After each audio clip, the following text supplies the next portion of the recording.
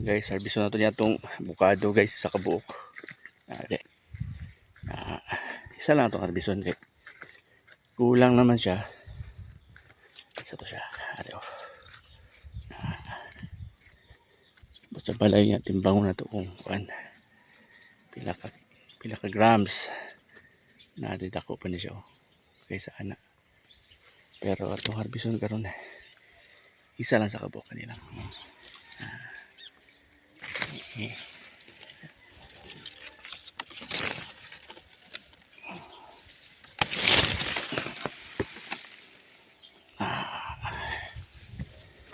Matilawan na to. Tara guys, ulit ako kayo. Oops. Ika dito sa ako ang gamay kaya nga tanom. Okay.